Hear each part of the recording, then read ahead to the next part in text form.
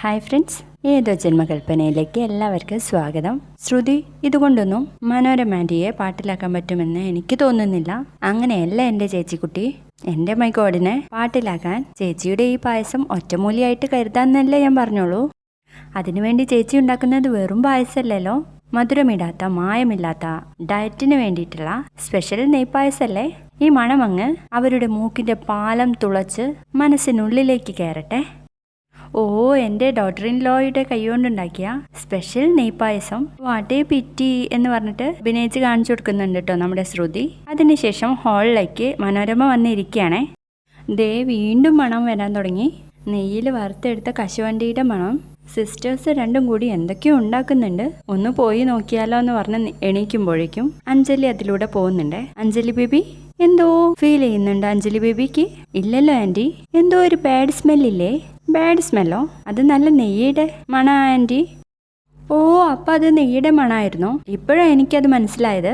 അപ്പം അടുക്കളയിൽ എന്തോ സംഭവിക്കുന്നുണ്ട്. വേഗം പോയി നോക്കിയിട്ട് വാ, അല്ലെങ്കിൽ ആ പിള്ളേർ വല്ലതും കാണിച്ചു വെക്കും കിച്ചണിൽ എന്ന് പറഞ്ഞിട്ട് അഞ്ജലി അങ്ങോട്ടേക്ക് ഉന്തി വിടുന്നുണ്ട്.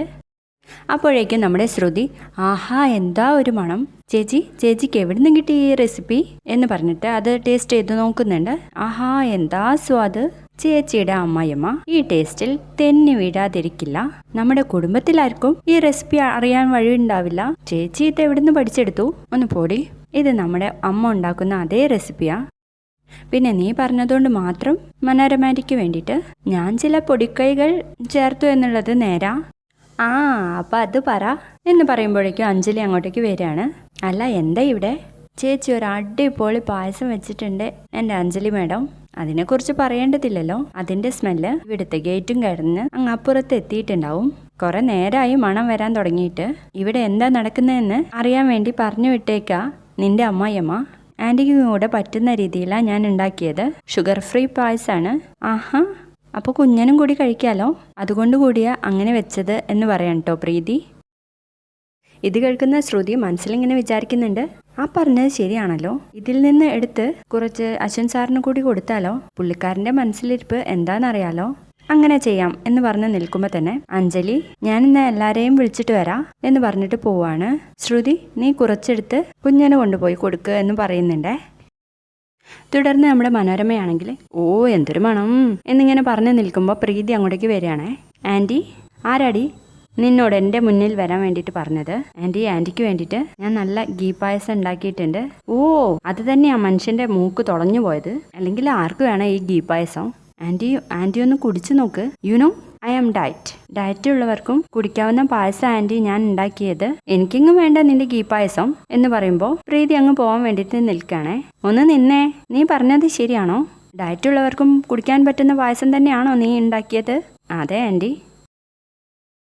ഇവിടെ ഡ്രിങ്കിങ് വാട്ടറിൽ പോലും വിശ്വസിക്കാൻ പറ്റാത്തവളാ, പക്ഷെ പായസത്തിൽ ഓഫ്. എന്തായാലും ഇവിടെ തന്നെ ഇരിക്കാം. ഇവൾ എത്രത്തോളം എന്നെ നിർബന്ധിക്കുന്നു നോക്കാലോ എന്ന് പറഞ്ഞിട്ട് അവിടെ തന്നെ ഇരിക്കാട്ടോ.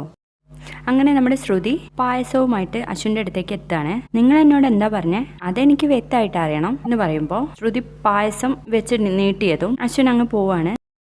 അശ്വിൻ്റെ ദേഹത്തൊക്കെ ആവാണ് കേട്ടോ പായസം. അപ്പോൾ ആദ്യം ശ്രുതിയുടെ മുഖത്തേക്ക് ഇങ്ങനെ നോക്കുന്നുണ്ട്. എന്നിട്ട് ചൂടാവാൻ വേണ്ടിയിട്ട് നോക്കുന്ന സമയത്താണ് അഞ്ജലി അവിടെ വന്ന് നിൽക്കുന്നത് അശ്വിൻ ശ്രദ്ധിക്കുന്നത്.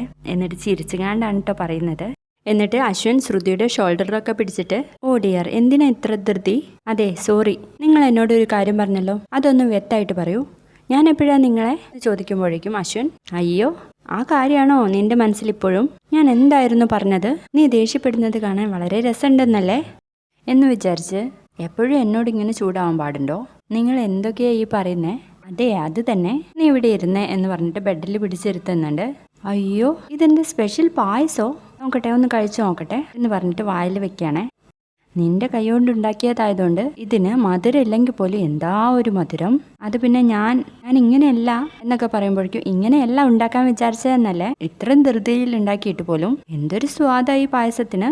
നീ ഒന്ന് കുടിച്ചു നോക്കുമെന്ന് പറഞ്ഞിട്ട് ശ്രുതിയുടെ വായിലും വെച്ചു കൊടുക്കുന്നുണ്ട്. അപ്പൊ തന്നെ ശ്രുതിക്ക് മനസ്സിലാവുന്നുണ്ട് അവിടെ ആരോ കണ്ടിട്ടുള്ള അഭിനയാന്നുള്ള കാര്യം. അപ്പൊ ശ്രുതി ജസ്റ്റ് നോക്കുമ്പോൾ അഞ്ജലി ഇങ്ങനെ നോക്കി നിൽക്കുന്നത് കാണുന്നുണ്ട്. ശ്രുതി നോക്കുമ്പോഴേക്കും അഞ്ജലി അങ്ങ് പോവാട്ടോ. മതിയാക്കിക്കോ നാടകം. അഞ്ജലി മേഡം ഇവിടുന്ന് പോയി കഴിഞ്ഞു. ഇനിയെങ്കിലും പറ, നിങ്ങൾ എന്തിനാ എന്നോട് അങ്ങനെയൊക്കെ സംസാരിച്ചേ? നിനക്കുള്ള ചോദ്യത്തിനുള്ള ഉത്തരം ഞാൻ തന്നു കഴിഞ്ഞു. ഇനി അതിൽ കൂടുതൽ പറയാനൊന്നും എനിക്ക് കഴിയില്ല എന്ന് പറഞ്ഞിട്ട് അശ്വിൻ ബാൽക്കണിയുടെ ഭാഗത്തേക്ക് പോവാണേ.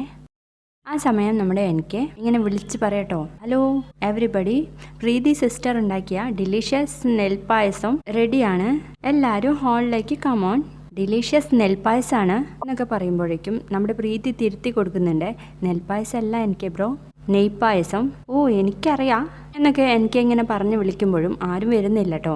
ഇത് കാണുമ്പോൾ നമ്മുടെ മനോരമ പറയുന്നുണ്ട്, എനിക്ക് ഇങ്ങനെ ബഹളം വെക്കാതെ വരുന്നവർ വരട്ടെ, എന്തിനാ ഇങ്ങനെ വിളിച്ചു കൂട്ടുന്നത്? കുടിച്ചു കഴിഞ്ഞിട്ട് അവർ തന്നെയല്ലേ പറയേണ്ടത് അടിപൊളിയാണോ അല്ലേ എന്നൊക്കെ ഇങ്ങനെ പറയുമ്പോഴേക്കും പ്രീതി പറയുന്നുണ്ട്, മണം പിടിച്ചിട്ട് ഇങ്ങനെ കൊതിച്ചിരിക്കണ്ട, എനിക്ക് വന്ന് ടേസ്റ്റ് ചെയ്തോളൂ, ആൻറ്റി കൂടി വാ എന്ന് പറഞ്ഞിട്ട് ഇവരെ രണ്ടുപേരെയും കിച്ചണിലോട്ട് ക്ഷണിക്കുകയാണേ. അങ്ങനെ നമ്മുടെ എനിക്ക് കിച്ചണിലോട്ട് പോകുന്നുണ്ട്. കൂടെ മനോരമയും വരുന്നുണ്ട് കേട്ടോ, ബലമൊക്കെ പിടിച്ചിട്ട്. എന്താ ഇവിടെ ഒരു ബാഡ് സ്മെൽ? എന്താ ഇവിടെ ഒന്ന് കരിഞ്ഞു മണക്കുന്നത്? ഇവിടെ വേറെ ആരെങ്കിലും എന്തെങ്കിലും ഉണ്ടാക്കി വെച്ചിട്ടുണ്ടോ? ഇല്ല ആൻറ്റി. പിന്നെ എവിടുന്ന് ഈ കരിഞ്ഞ മണം? അടി പിടിച്ച അതേ മണം എന്നൊക്കെ പറയുമ്പോഴേക്കും പ്രീതി പായസത്തിന്റെ അവിടേക്ക് നോക്കുകയാണ്. അയ്യോ എൻ്റെ പായസം എന്ന് പറഞ്ഞ് അത് തുറക്കുമ്പോൾ കരിഞ്ഞു പോയി കാണൂട്ടോ പായസം. ഓ അപ്പൊ ഇതാണ് അടി പിടിച്ചതല്ലേ? ഇത് കുടിക്കാനാണ് നീ എന്നെ വിളിച്ചത്, എന്നെ അപമാനിക്കാൻ വേണ്ടിയിട്ട്.